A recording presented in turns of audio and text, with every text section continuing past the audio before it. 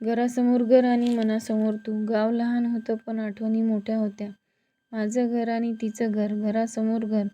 मध्ये फक्त मातीची वाट, पण त्या वाटेवरून रोज 1000 वेळा नजरा भेटायच्या.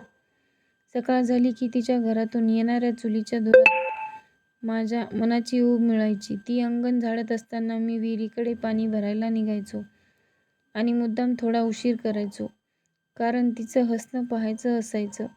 ती खिडकीत उभी असायची, मी ओट्यावर बसलेलो. बोलणं कमी पण डोळ्यात सगळं बोलून जायचं. गावात प्रेम असं उघडं नसतं, ना गुलाब ना प्रपोज. फक्त संध्याकाळची आरती आणि त्या आरतीत चुकून एकमेकांकडे पाहणं. पावसाळ्यात तर गाव अजूनच सुंदर व्हायचं. घरासमोरची वाट चिखलाने भरायची. ती साडी वर करून चालायची आणि मी दुरून पाहत राहायचो. हात द्यायची हिंमत नव्हती, पण मन रोज तिच्या हातात जायचं. हळूहळू सगळं गाव बोलू लागलं, घरासमोर आहे घर, काहीतरी चालू आहे. आई वडिलांच्या नजरा बदलल्या, हसणं कमी झालं. एक दिवस ती रडत म्हणाली, बाबा माझं लग्न करतायत.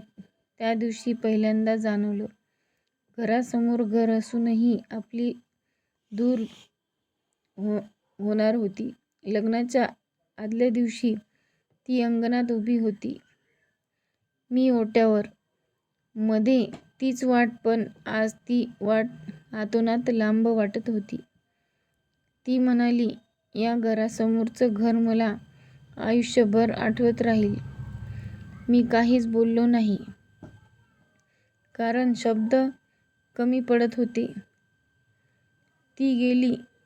घरासमोरचं घर आजही आहे, पण ती खिडकीत नाही.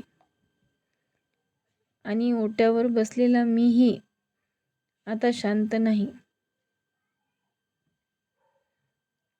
आजही सकाळी चुलीचा धूर दिसला की मन नकळत तिच्याकडे पाहतं आणि स्वतःलाच म्हणतं, गावात असताना घरासमोर घर तुझं आणि माझं होतं, पण नशिबात मात्र आपण शेजारीही नव्हतो.